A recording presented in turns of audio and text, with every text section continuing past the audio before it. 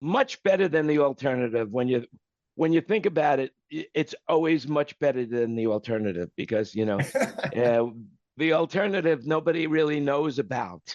Nobody knows where the alternative would be. But whatever it is, it must be amazingly good because nobody's ever come back from that to say, hey, I got complaints. I don't have any complaints. That's all there is to it. I got no complaints. So, hey, that's what can I say about that? That's good. Hey, Yeah.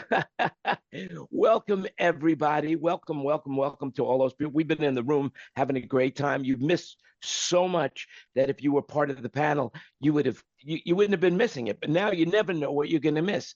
So now that I know that you never know what you've missed, have you missed it? That's the question. All right.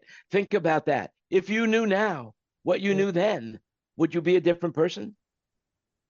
I don't know. These are the questions I think about. Welcome to Thinking Out Loud with Friends. This is our 216th show, and I'm happy that you're part of it. Today, we have a very special guest in the room, Tom Durr from Allen and Heath. And so, if you have any questions, on Facebook or YouTube, you can put them in the comments chats.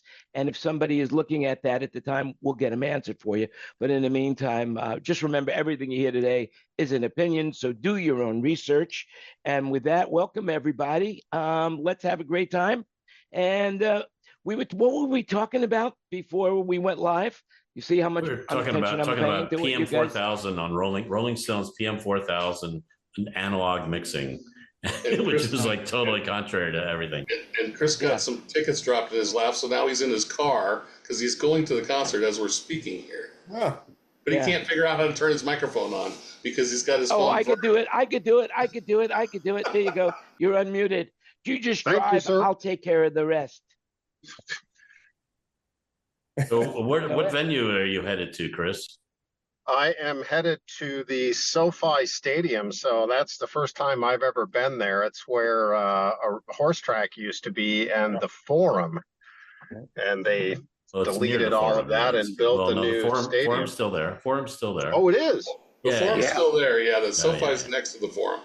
Yeah, I went to a concert a few months ago at the SoFi Stadium, and I was kind of bummed that they had these delay towers, which were obscuring our view quite heavily back in the cheap seats, not right on the ground. And, I tell you what, the in-house system there is amazing. Any touring group who doesn't tap into that in-house system, they're idiots. So, I've been there twice.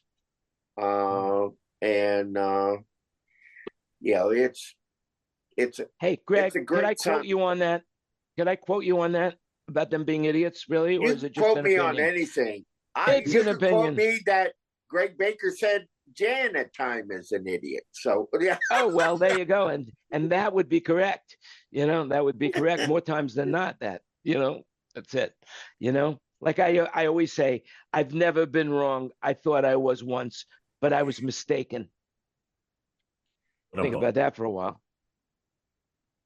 Anyway, hey, listen, Tom, you were mentioning something about, your career and how happy you are at Allen and Heath. And, you spent 27 years over at Soundcraft, and now you're over at Allen and Heath, and that, you might finish your career there. The interesting thing is that I've just read an article about people are not retaring anymore.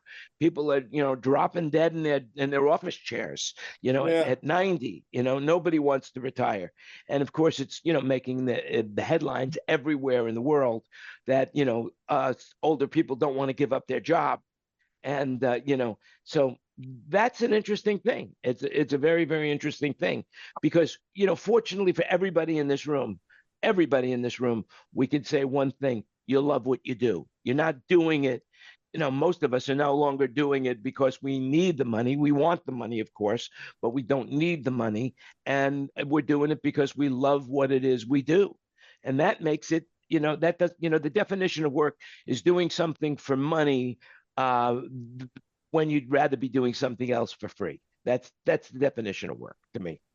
So, do you really feel like you're going to work every day, or you love what you do? You know, that's the question. Yeah, I mean, again, that's something I've always said. I mean, I think we're all fortunate that we've been able to do stuff we love all, our lives, and and that makes it that much harder to leave. To be honest, I mean, it's I'm sort of surprised I'm at the point where you're thinking, well, how much longer do I work? But because it's weird to be this old, but it's it is such a it has been fun, and it is fun, and lucky, because some people do want to retire. I mean, some people want to get out as soon as they fucking can, but no, it's I think we're lucky in that we dig what we do, and and I think probably at one point, someone being in their 60s, being involved in audio or, rock and roll or what have you, probably was seen as sort of uncommon, but now it's super common.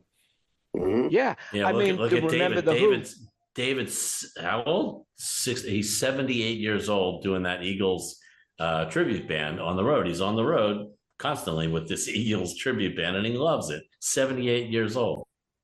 absolutely loves it. Absolutely loves it. And the interesting thing is, because for some reason our health system is better than it is, right, better than it was. The reality is that we have our health. Like, for example, he still has his hearing, which is, of course, it's important as a mixer, if you're going to do engineering mixing for other people. But fortunately, everybody in that room is his age, so they all hear the same thing he hears, which is wonderful. That's a good point. Right. Well, Tom, let me ask you this. Tell me about what's a typical day in Tom Durr's life these days with working for Allen Heath. Do you, are you out there trying to get people to use Allen Heath products, or are you helping them with their Allen Heath products that they already have, or what are you doing? Sort of, I mean, to be honest with them, the first, again, as I said, it's early days relatively here. So, I'm in my sixth, seventh, eighth month, I guess. So but currently for me, it's a lot of it's management, to be honest. It's less frontline stuff than I did at the old place. I think that may change. I am going out, we've been very, part of our success is that we've been very aggressive on doing trainings and quote university things for the top end for us touring product D Live, and a guy named Mike Bangs, who a lot of people know. I've been going out with him just as, not that I necessarily have to, but just to get out and have exposure. So, but there's a lot of stuff going on. There's a lot of things that are not, my old role was a little bit more sales or technical sales focused. Here, it's more, the official thing I'm supposed to be is a market liaison between the US and the UK R&D team. I'm not fully in that role per se, but it's something that's developing. And they're also interested in extending training for both, not only consoles, but we also have a digital matrixing product called AHM that there's a lot of emphasis on. And so developing training and support for those, I've got a couple of people report to me, Mike Bangs, who I mentioned, and Samantha Potter, both very bright, both very capable.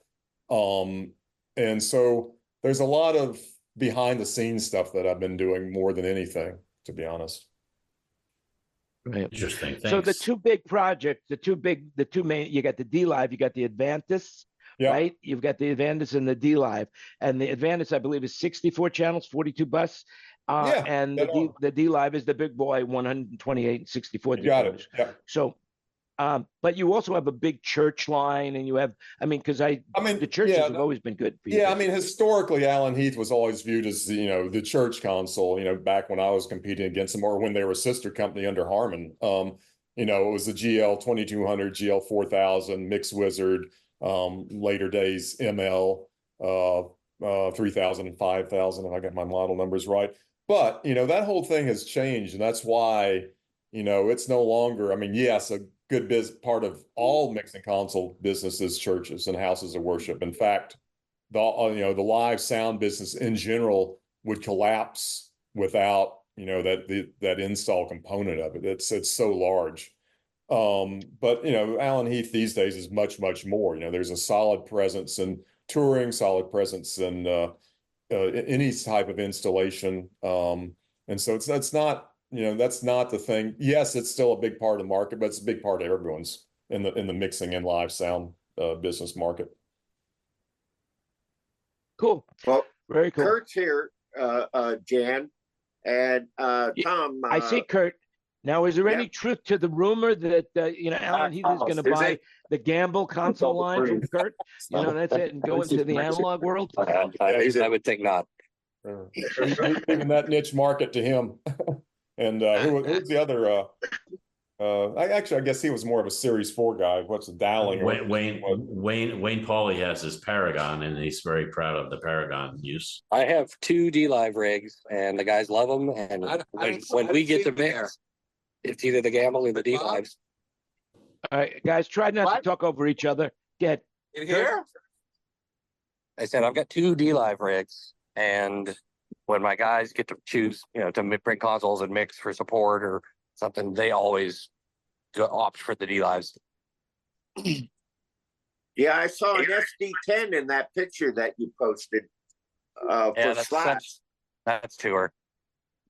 Yeah, that's Warren Haynes' guy. But yeah, we love our D-Live rigs. They're super reliable and really intuitive and easy to use. They sound great. So I'm all about the D-Live. Now, talk about, Tom, you mentioned that your new, I forgot the initials already. DHG, is that what you called it? AHM, probably, if you're talking about the digital matrix. Yeah, the digital matrix. Let's talk about that a little bit. That's more of an install product, right? It is more of an install. Some people, it's pretty powerful. It's at 96K. So we've got some people using it, though it's not, full on that necessarily yet. But some people are using it for speaker processing, and there's some other uses for it. But predominantly it's an install product. I mean, it would be similar in some ways to like the London line or the. Yeah, it's not as it doesn't scale as large, but for the projects where it does work, it's pretty elegant because it's simple to use. You're not coming out to a sandbox, for better or for worse. Some people want to do that, but it comes in a more fixed sort of signal flow, and everything's there for you, where you're not having to build it up. Which again, some places that's the appropriate way to do it, but in many places this does what you need it to do and sounds great. So it's still a growing thing. It's a small portion of our business, but it has heavy emphasis both from Alan Heath as well as our parent to grow that part of the business. So now, from your standpoint, what would you say is the most popular console that you guys have right now, and the most right now, or not only popular, but what actually is Alan and Heath? If you had a priority of what you were looking to get people to experiment with, what console would that be? I mean, it's pretty well rounded, to be honest. I mean, the strengths are in the newer things are FPGA based. So D-Live certainly does, again, shockingly good business. Coming from outside the company when I got here, I was amazed at how large and how much business Alan Heath is doing generally.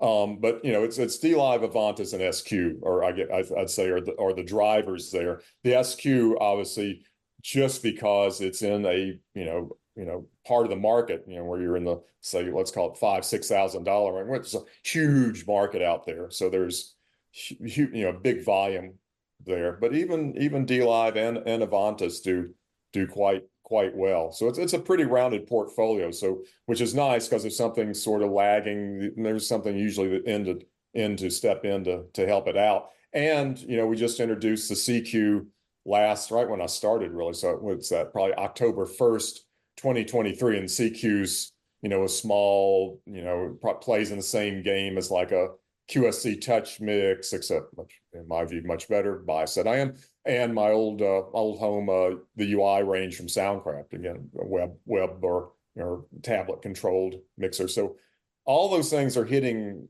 on pretty good, all cylinders, really. Yeah.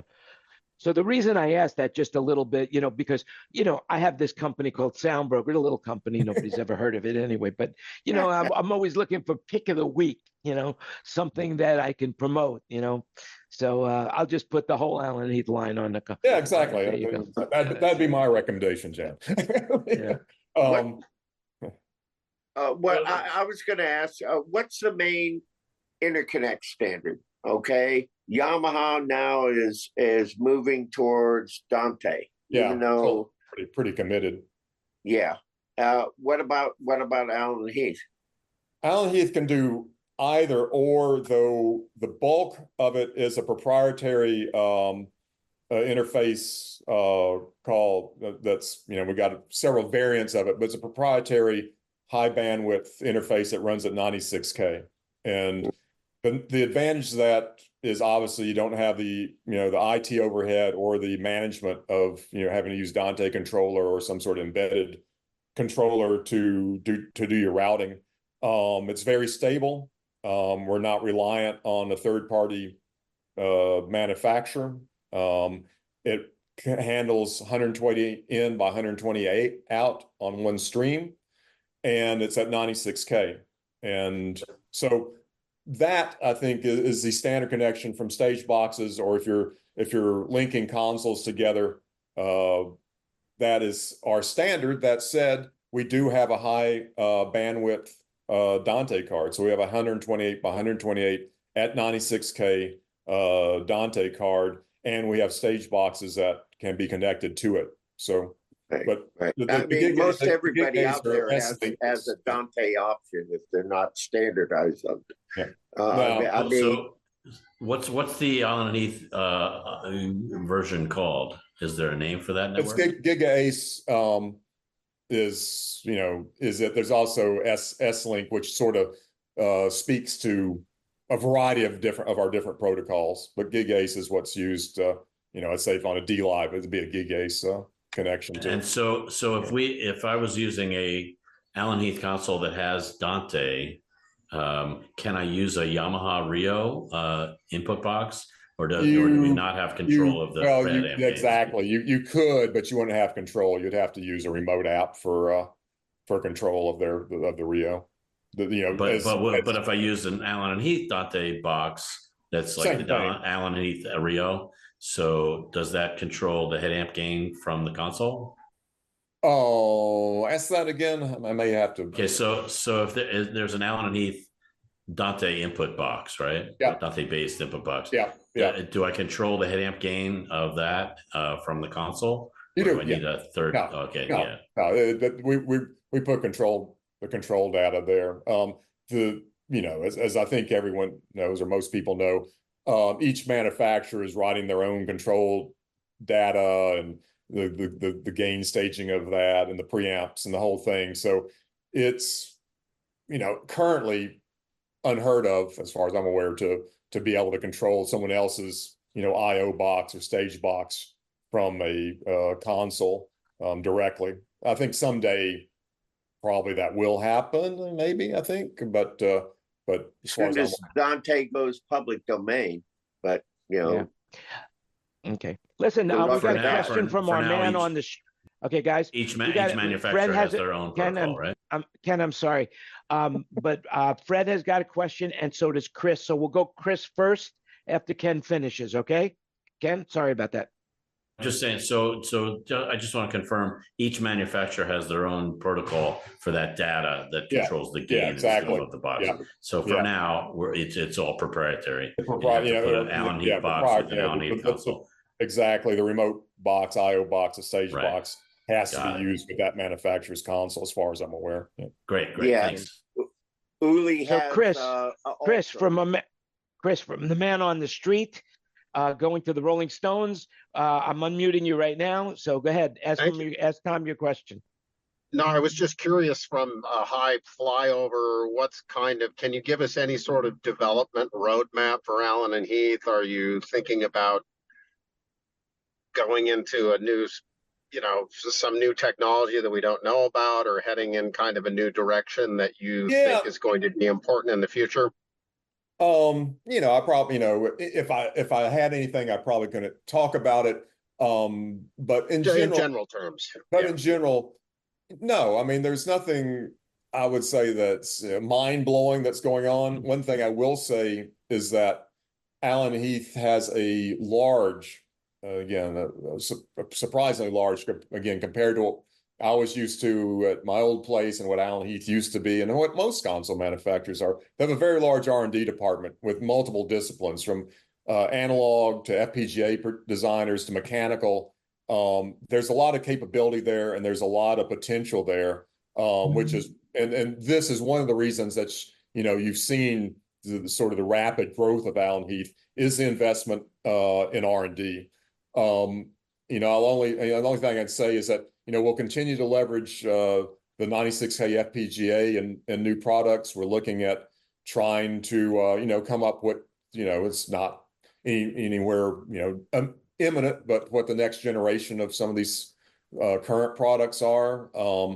We just released not necessarily but roughly coinciding with Infocom, a brand new effects engine for DLive, which was jaded as I am, and again, take this with a grain of salt because I'm biased, but the reverb engine is amazing, and as well as it does auto tune and a bunch of other things. But for me, because I'm not an auto tune guy or a pitch gritter guy, the reverb was amazing just because you could put it out at maximum length, hit it with a dry signal, let it start doing its thing, mute the dry signal, and it just continues to go. There's no artifacting, there's no digital weirdness. It's just this natural long tail that goes for a long time.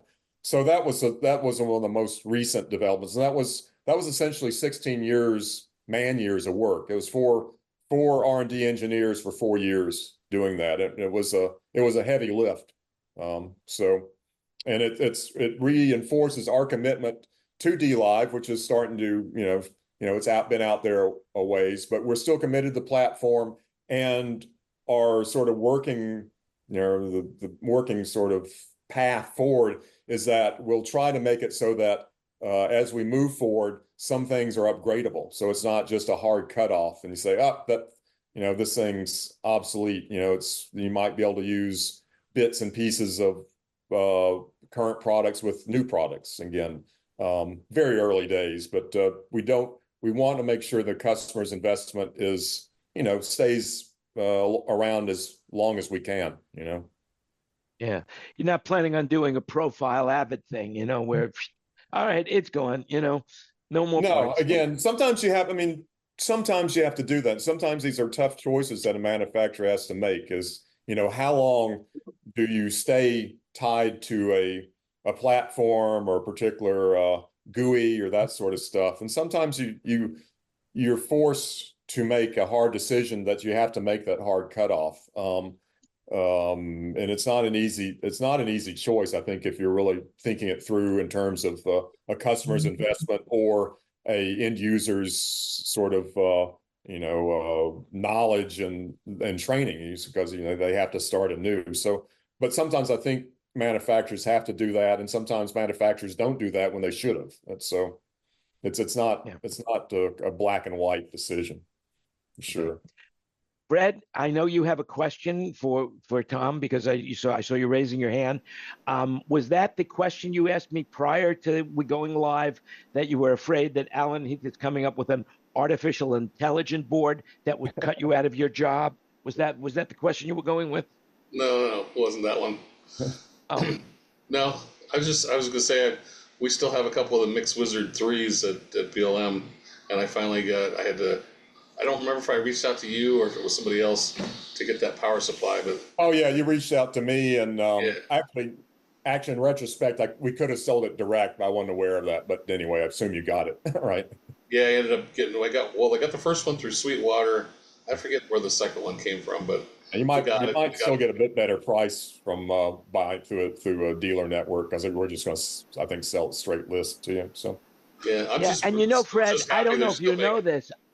Fred, I don't know if you know this, but Jan Landy was the one who gave you his number, and you didn't go through Soundbroker. That is almost here it is, right here. Look, Fred. Well, it would have been 20%, right, Jan? I can't. No, I charge full retail for my friends. If you're my friend, you won't ask for a discount. That's the way I look at it. Unfortunately, you don't have a contract with the government, so. Yeah.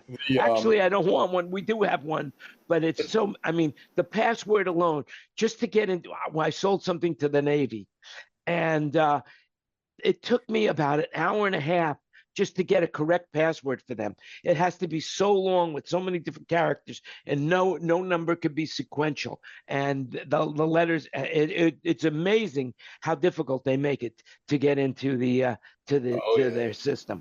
Oh yeah, supposedly 2 years ago they supposedly changed it. You could have any password you wanted, and then they came to us and they said, if you make this 27 character password or more, you'll never have to change your password again. Exactly 365 days to the day, we had to change our password, and it still had to be 27 characters or more. It's probably easier to get through to them if you were a Russian spy. That's all I could say. Use a passphrase, people. I've been speaking this. Make up a sentence. My dog's name is Skippy, and he was a good boy in 2008! Exclamation point. Yeah, but you gotta have brackets and special characters and stars and exclamation, capital, list. Well, there you go, Greg. You gave out your secret. Now everybody's going to break into all of your bank accounts. That's it. I have to deal with that with NASA, Fred. Every they change it every 30 days. So that's what LastPass. Get your USB, and it does it.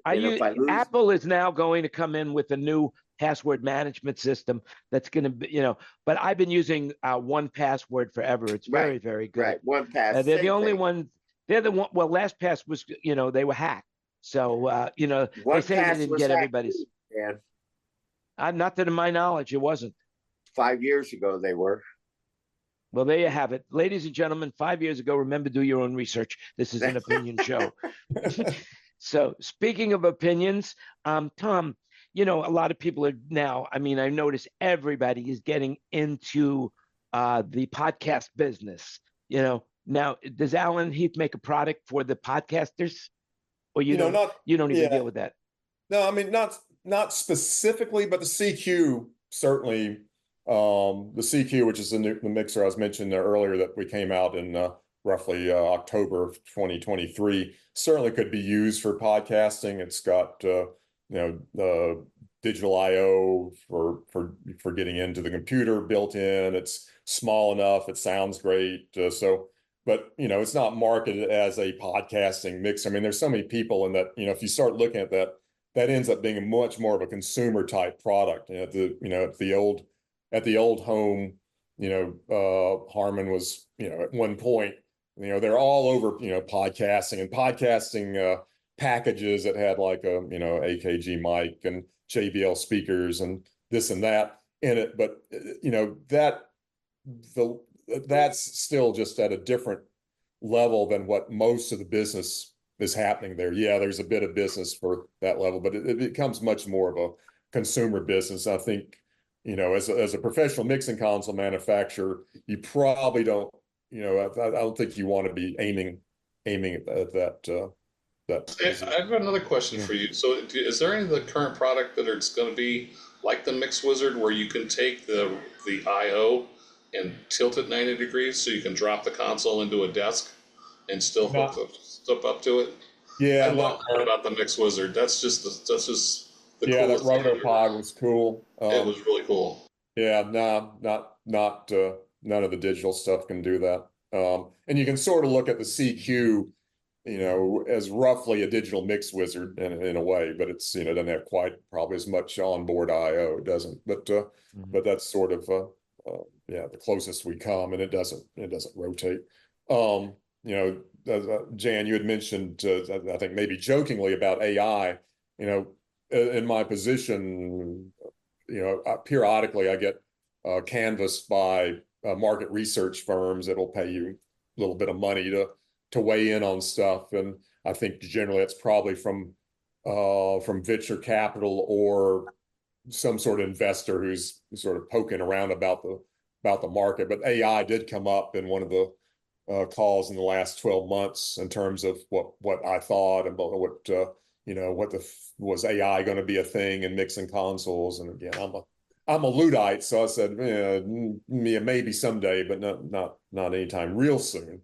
But there is certainly, I think, at a corporate level, interest in what AI can do, or what sort of damage it could do, I guess, also in terms of the market. So there are several questions in this survey. I was an interview I was taking a part in that did deal with AI, which is sort of interesting. I think Chris has got another question, Jan. He's trying to find that mute button. Okay, I'll take it. I'll take it from here. Okay.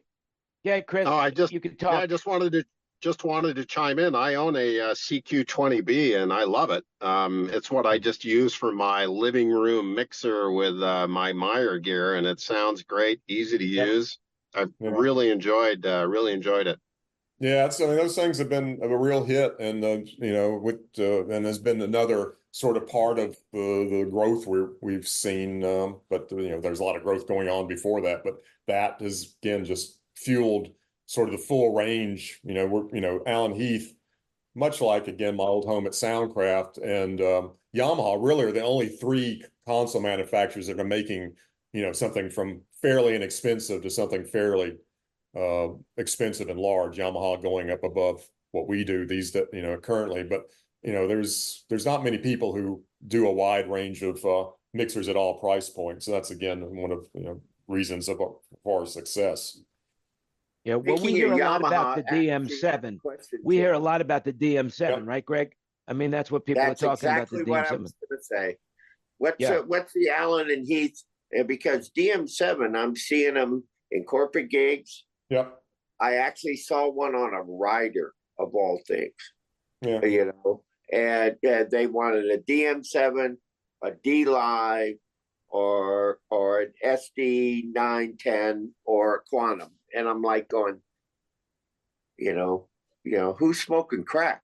That little DM7, Greg, is quite a little capable box. I know. But it's very, what is Allen unique. And Heath? I know. I don't like it because it doesn't have all the faders. I don't like going through all the banks, Yeah. I mean, in our case, that I think, again, not that I know, but it would appear that was aimed pretty solidly at the Avantis for us. And they're as a competitive console, and we do, I think, our thing, they do their thing, and then we'll each get a pretty good chunk of the market. We already do get a pretty good chunk of the market.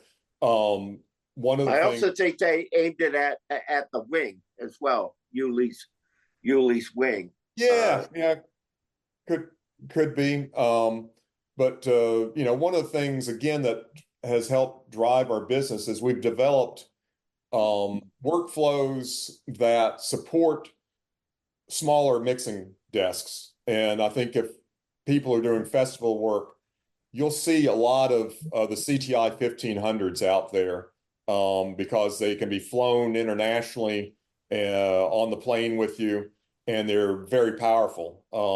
And that has been sort of a niche that we've created and really driven. I mean, Claire has a wide range of D Lives from the S5000s, but a lot of them are the CTI 1500s because a lot of particularly younger guys, metally, punky, sort of metalcore, all these sort of young and up and coming guys really like the workflow. They like being able to have a standardized console, and they've adapted. And I'll credit again my coworker Mike Bangs for driving this point home and sort of creating this thing by using VCA spills or and that sort of thing. You can navigate a lot of channels pretty efficiently on that, or by using a secondary control point with a laptop. Anyway, I digress. But anyway, Avantis is sort of the to me the sort of the DM7-ish type product. There you go. That's good. That's good stuff. That's good stuff. Are you doing any training videos? Is there any stuff like you have a YouTube site where there is a YouTube site. There's we've got a couple bright guys, Keith Johnson, who's looks after SQ and CQ as well as Q, and Jack Kenyon do videos and also do what I think is a very effective sort of open houses periodically that are virtual, that you can log in, you can fire off questions at them, and they're wonderful fellows. They're very British and have sort of what you'd expect, a quirky sense of humor and presentation that I think helps sort of differentiate ourselves from somewhere where you don't see people. Our product managers are out there periodically online or in person, either South by Southwest or shows doing stuff. And, so short answer is yes, there are some videos. We're also doing these training programs with DLive, but that's going out, through the nation. We're currently on the West Coast doing San Francisco next week we've got one at High Tech and one at a church maybe, and then Seattle, Portland the next week, and then LA the following week. And DLive and Avantis have a lot of similarities. It's essentially the same FPGA, the same software package, slightly different, but close enough that is a good crossover thing if you go to one of those. Is there a list of what cities and they are? Yes. I post them periodically on Facebook. There's also the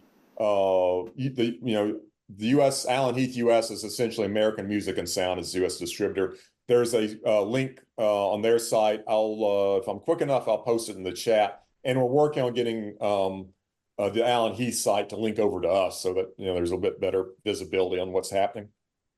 Yeah, because I'd love to see some videos on it. I stood in the thing at InfoComm for a while and was playing with the desks, and I don't quite understand them.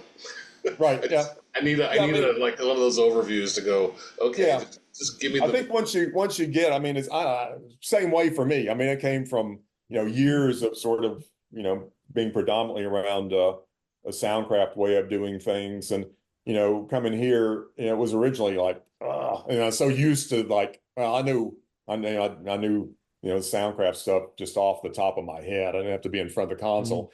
And so it's taken me a while, but once you sort of get into the groove, there's some, while not identical, even from small to large, some of the switches in terms of navigating the screen are very similar, and some of the thought processes are the same. So it eventually came to me, but it was originally like, deer in the headlights sometimes. Yeah, it's like, why are some of the buttons blue and why are some of them gray? Yeah. Like, okay, well, what correlations? Does that mean that some of them are stereo, some of them are mono, some of them are pre-fader? It depends. It's not really obvious when you're just looking at it. Yeah, on the Q, which was right to my left-hand side, you can't see me. The dark blue switches are stereo, so the LR is stereo, and the stereo three of the mixes are aux sends or stereo. Those are dark blue, where the others are light blue. The greens tie into green switches up by the that navigate the screen, and there's some I won't go into the weeds on that, but there is some thought process behind that. So yes, in some cases the colors do mean something. I have a question, Tom, as a console hopper. If I take a snapshot on name your console, all right, can I move it to the next one, or am I going to be in Digico hell? You're stuck. I mean, you can't. I wouldn't say hell, but you can't move it. There has been conversion. Well, not for us. I mean, each SQ to Q to Avantis to DLive are all unique, unfortunately. There has been some talk. I'm not sure how realistic it is. I think it's more realistic for these two to be together, which is Avantis and DLive. There's been some talk of trying to come up with a way to convert files there. Those would be the only two that I think we could come close to. That's a that's where it really comes up to, because if you get into an installation, who cares?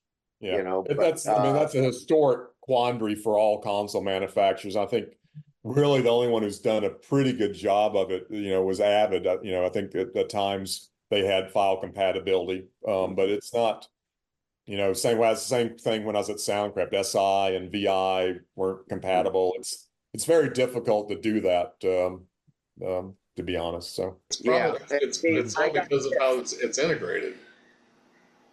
Yeah, I got this thumb drive, and it has, at least 1,000 different console snapshots type. An SD9 doesn't work with an SD10. Yeah. It doesn't. And I don't like Digicos and give me something else. Well, there you go. You have Alan and Heath to choose from, babe. Now you have Alan and I know. You know the guy now. Again, you still have you know the man. You are connected, Greg Baker. You are connected. You knew me before. But that's, you go to a festival and you'll see guys, they won't put it all on one. Each console they've ever dealt with has its own stick. So I got like this, traveling assortment of USB. Yeah. And I never, and the whole thing about snapshots is sometimes, depending on the console manufacturer, you get routing included. Yeah, absolutely. Yeah, you want to probably scope out some way or another. Yeah. Listen, I have to just bring this up, Wayne. I'm tired of you monopolizing the conversation. I am just tired of that. So, Wayne hasn't said one word. Come on, Wayne. I've been thinking. I like listening quite, but I have to say, Greg, there's some file converters software for Yamaha and the Digicos. I did one the other day. Yes, yes. So you can, but you don't get everything. No, you don't get everything, but you can get your majority of your show. You can get your input list. Now, Wayne, I'm sure you have a question for Tom. You've had a whole week to know that this is happening. So what is your question? From Walla Walla, Australia, ladies and gentlemen, Wayne Sims. Well, I use, Tom, Soundicrafts. I've been using Soundicrafts forever. And I use the SQ quite a bit, and the little Soundicraft. I use the UI with the Mixing Station app. Oh, yeah. And it sets up really nice.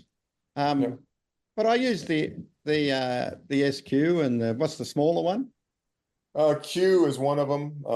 That's the one under SQ, and then the one that just came out this last 12 months was CQ. That's his little small touchscreen one. So I haven't used that one, but the Allen Heath are very solid sounding.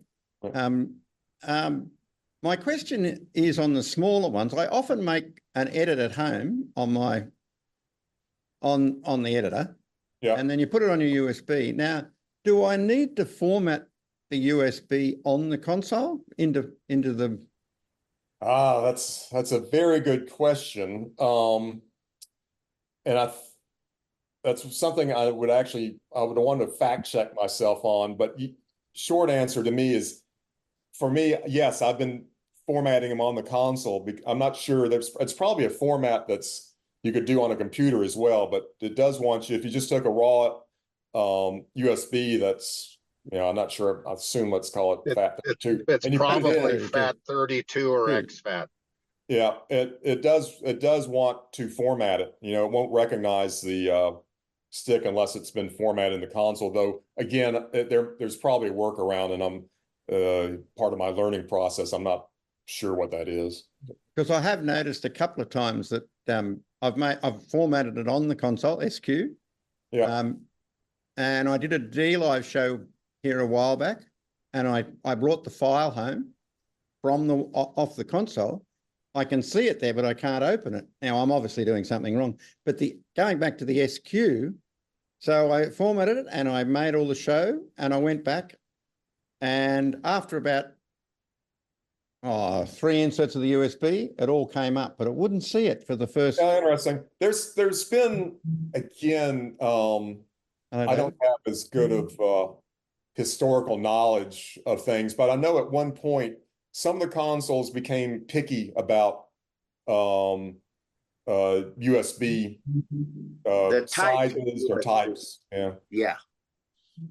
Anyway, that was about my only thing that I've ever noticed question wise, but they're good, all great consoles. Yeah. Well, thank you, Wayne, for coming up with such good questions. And now, welcome to the Hotel California. The engineer of engineers, Mr. David Dansky, is here. And David, I know you've been using Alan and Heath on various occasions. So, you know Tom Durr. Yeah. I haven't used them that often, as it turns out. I mean, I would love to use more, but I don't get much of a chance to. You know, I'm with the an Eagles tribute band. It's the only authorized band in the world to play Eagles music, and they carry the entire stage in the in-ears, the Accent mics, the PSM 1000, all Dante'd in. I mean, it's really what carry their own David, mics. where did they get all that stuff? David, where'd they get that stuff from? Do you remember? Oh, sorry. Sweetwater. Oh, I don't get a thing for front of house. I have to say, what do you have? What's your PA system? What's your console? And I have to come up with a file for it. And I don't have that many times that Alan and Heath shows up in these places. Right. They're mostly performing arts centers and casinos and some festivals and stuff like that. So what's the most frequent console, David? Yeah, good Profiles question. and MNX32s are the two most common. Interesting. And then you get to the Yamaha stuff, mostly CLs, but occasionally PMs, 3s, 7s, and 5s. I thought you told me the other day, or I think you mentioned once that you were mixing, that you went to one venue and they had an Alan and Heath and you really liked it. They had the QM32. Oh yeah, yeah. It's QU30. Yeah. And it didn't have enough DCAs for me. I couldn't use it. It only had 4. Yeah. Yeah. I mean, I've been looking forward to using, the consoles. I just haven't run into them. You know, I have to make by the way, a question for you. Is your offline editor a Mac and or PC? Either or, yeah. Either or. Oh, good. Perfect. All right. Because I have issues like with the profiles and stuff like that. They just, Digico, they don't make it with a Mac program that works. I mean, I use Parallels, but there's just something just doesn't work right. So I have. Yeah, we had the same issue when I was at Soundcraft. It's, often that's the offline editor often is just an extension of what was developed for the console. So that's sort of why some of these, why some of these consoles don't use Mac or can't use Mac. Yeah, well, I've been at a Mac since '84, so I'm not going anywhere. Yeah. Yeah, and that's something. Well, I'm going to say that determines what console I ask for. Because as much as I like the sound of a Digico, if I can't program for it, I don't want to work with it. I consider that an attitude that needs adjustments. David, I know you're not at home right now, but that bed is a very interesting bed for the hotel room. Yeah. It's an unusual hotel room bed. This is a Wyndham. It's Wyndham Suites. I have a whole sitting area to the right. We're right by the Ontario airport because tomorrow we're working in a town called Beaumont, their very first outdoor festival, #1. And it's outdoors, it's going to be 105 degrees out. So I'm not particularly looking forward to it, but a gig's a gig, So I could have Make sure you hydrate. Stay hydrated. It's only about 30 miles from where I actually grew up. Oh, yeah? Well, come on out. Well, now we've learned something, ladies and gentlemen. If you've never learned anything else, we've learned now where Fred grew up. All right. Thank you, Fred. Hey, Tom, before we go off the air, I just have a couple of questions. Number one, what console is that sitting to your left or right, depending on if it's stage right or stage left? What do you got there? That's a D-Live S5000. Yeah. And you have that there to just so you can learn more about the console? Yeah, I've got. Are you mixing the birds outside the window? Yeah, it's mainly for me to learn and for a reference. Since again, I'm still learning, so I can't do it all off the top of my head. But that's a D-Live S5000 to my left that you can't see in line with the laptop is a Q. I've got a SQ and I've got an Avantis Solo here, and so yeah, I've got a little and a CQ or two. So yeah, I got in my home office a little bit of everything. Yeah. Now I also noticed you have some jars.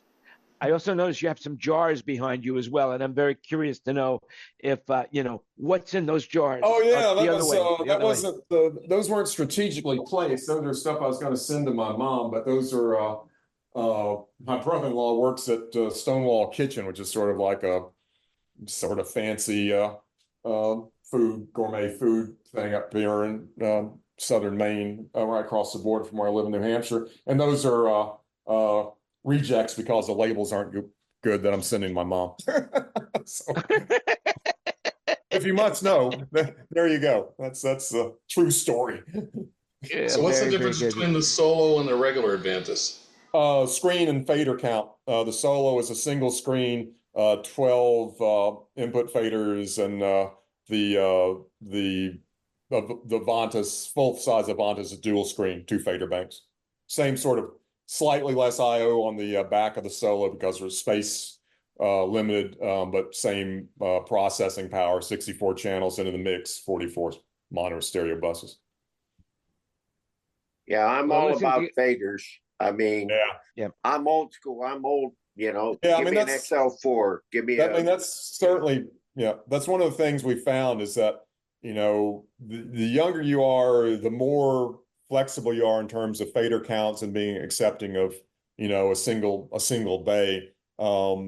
Churches, fixed installations tend to go for larger frame sizes, and the kids, really generally are getting them by with the much smaller surfaces than the older folks. That's because they don't know any better. Yeah. Well, they got to learn soon, and I hope they learn very, very soon. So, look, just an FYI, just that we have a few more minutes before we have to stop streaming live. Not that we have to, but I'm going to stop streaming live.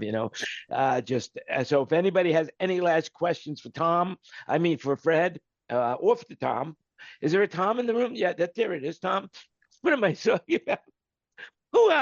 There it is. It's an old age moment. Wearing off, Jan. No, it's more that I picked the wrong day to give up snorting cocaine. That's all I could say. What is that legal in Thailand now? Speaking of which, I'll make you guys feel a little bit old. It was 30 years ago this week that Forrest Gump came out in the movie theaters. And it was about 50 years ago today that Elvis had his first hit with That's All Right. No. And I'll bet everybody in this room could hum a few bars of that, It had to be 70 years ago, not 50. All right, 70 years ago. So 70. I'm trying to figure it out. Anyway, I found that this guy that wrote it, his name is Arthur Crudup. And the story that I'm reading about here in AP News is that he died a pauper, whereas that song was recorded and sold millions and millions of copies, but he had bad negotiations and didn't get any money. It was like being on Spotify today. That's what can I say? He was a forerunner in that field. So the other thing is, Tom, you said you had some great engineers. Are they helping NASA and Boeing to get back the astronauts to No Earth? shit. No, and as far as I'm aware, they're not. Probably a good thing. I'm not sure if that's one of their specialities. Yeah, I'm staying out of that.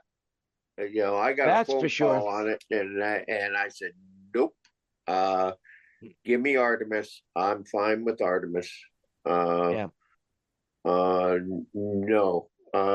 they're in trouble.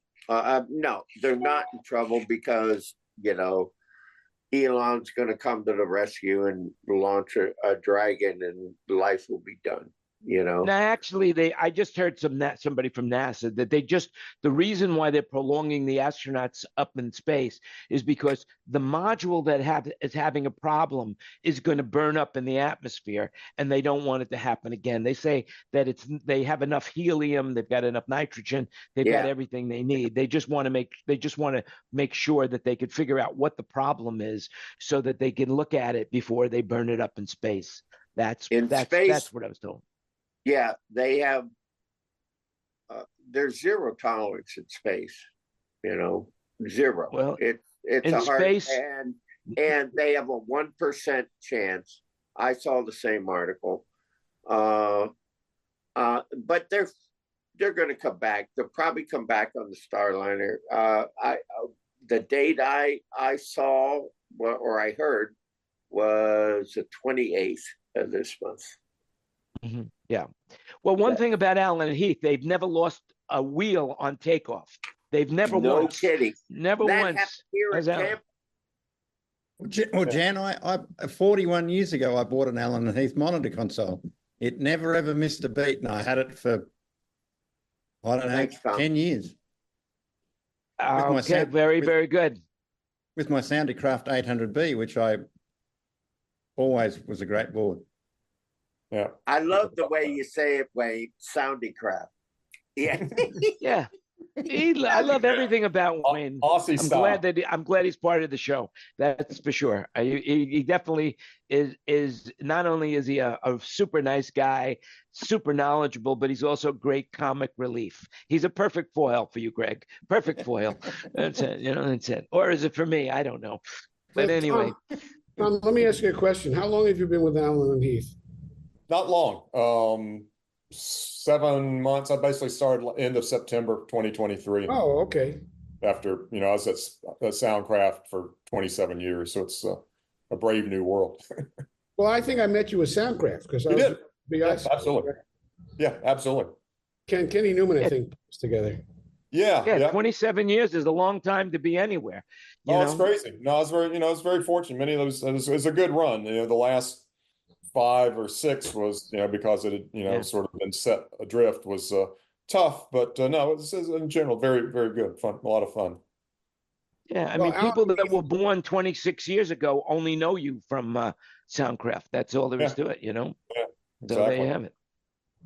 Anyway, guys, if there's any other questions for Tom, we'll ask him now. Otherwise, forever hold your peace, or maybe he'll come back in the room. I'll be back around. I'm usually doing stuff this time of night. So I don't make your thing, but I don't make the Roberts thing very often either. So it's a rare that I make public appearances online, but on occasion. Robert has a strange time. I mean, believe it or not, it's 4:20. I understand the whole concept of the marijuana thing, but still 4:20 is just too early for me.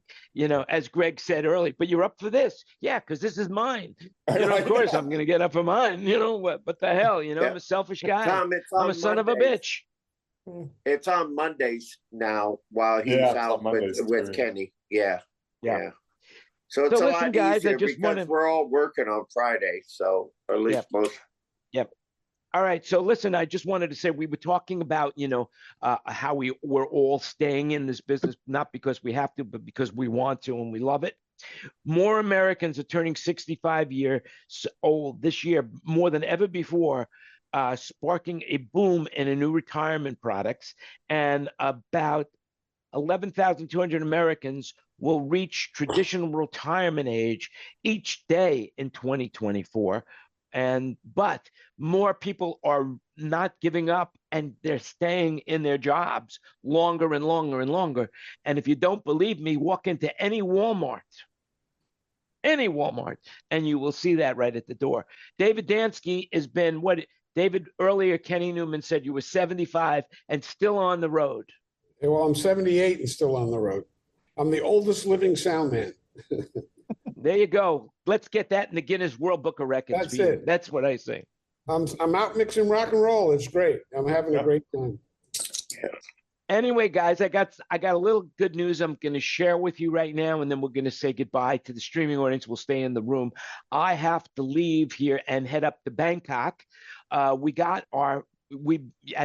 those people that are following our episode here know that my fiance, Bo, is been waiting for her medical test to come back so that we can complete the U.S. visa. And yesterday afternoon, we got a call from Bummengrad Hospital saying that Bo's tests all came back perfect. And she doesn't have TB. She has nothing wrong with her. And now today we have to run up to the hospital because they need more money from us, of course, because of the U.S. government. I mean, I'm telling you, I would really like to do a show about how screwed up the immigration system is for people who want to go to this country legally. I am well over the $10,000 mark, well over the 10,000, probably closer to 15,000 for a woman who I've been living with for 3 years to get her into America. It is insane. It would have been so much easier to cross the border, through Canada than, illegally just put her in the car and drive and when I'm going in to get her in legally. So yeah, illegal immigration is a huge problem, but it's because legal immigration is even a bigger problem. It's like, if you don't have money, it's hard to get into America. The average schnook out there can't pass the criteria for coming to America anymore. So anyway, I'm just what's the word I'm looking for? Remember, it's an opinion. Do your own research. And I hope you never have to do. Venting. That's the word. So anyway, we have to go up to Bangkok. Also, I'm going to go pick up my new computer. I bought a new Mac. And by the way, guys, if I would have waited for a 64 gig, I'd be waiting for a long time. And I did some research. Speaking of Apple, and I will say this really quickly, I had a problem with Ecamm Live on my computer. And it would just freeze up. As the last 2 weeks, I've had problems. Now I'm just going straight through Zoom, no problem. Everybody's happy. It's great production value, but I wanted to make it a little bit better by using an app called Ecamm Live, but it was freezing up my computer. And so I went all the way up to the top to speak to a senior tech engineer at Ecamm, and he couldn't figure out what the problem is. He said he blamed it on Apple. And so I called Apple support, and I have Apple Care. And yesterday, on the phone with Apple, over an hour and 15 minutes, they went through every aspect of my computer to tell me that the problem is at Ecamm. And they showed me and proved it to me that my computer is 100. So I bought a new, she says, you really don't need a new computer. You might as well just cancel the order and keep this. Or, she says, hey, we have a great policy. You can buy it for 2 weeks. And if you don't like it, bring it back within 2 weeks. So buy it, try it. If you don't like it, bring it back. But, I run a business on it. And so I need a new computer. Every 5 years, I think is a good point to buy a computer. Anyway, I'm rambling. So who wants to say anything before we go? Because I got to get going to Bangkok. So anybody at all want to say anything at this point in time before we say goodbye to the listening public audience? Of course, we stay in the room after and we stay in the room before. And so you're more than welcome to join us. Just DM anyone in the room and they'll send you an invite or leave me a message on social media. All right? That's it. Who has something else they want to say before we say goodbye to the streaming audience? I went and stop by Pan Tip Plaza for me, Jan. Pan Tip Plaza, believe it or not, since the pandemic, it's no longer Pan Tip Plaza that you know and love. It's completely different. No. Yeah, they don't sell the. I mean, now if you've never been to Pan Tip Plaza in the heyday, you will never ever know what you missed. Once again, so it doesn't matter if you don't know what you missed. Who cares? There it is. Oh. And of course, that's my opinion. And I'd like to just say, thank you so much. Yeah. What Wayne? I'd like to say good to meet you, Tom. And the other thing I'd like to say is I went and watched the Midnight Oil movie, which they ran last week, and it was great because they're a great band, but it was to the history of Midnight Oil. And it was just a great movie. I thoroughly enjoyed it. It had all the early footage with double four-ways but great material, great music. And they're a rather political band, but anyway, I thoroughly enjoyed the movie. And I just like to say, hopefully everyone has a good week. Thank you. So, Tom, in closing, is there anything you'd like to say? No, I mean, thank you for having me on. As an honor, and yeah, got me here, and I appreciate you doing these things. And again, it was during the pandemic. I was more or less a regular for it, which it's nice getting everyone together. But glad to make a return and have everyone be so nice to me. Well, I'll say just one thing on your behalf.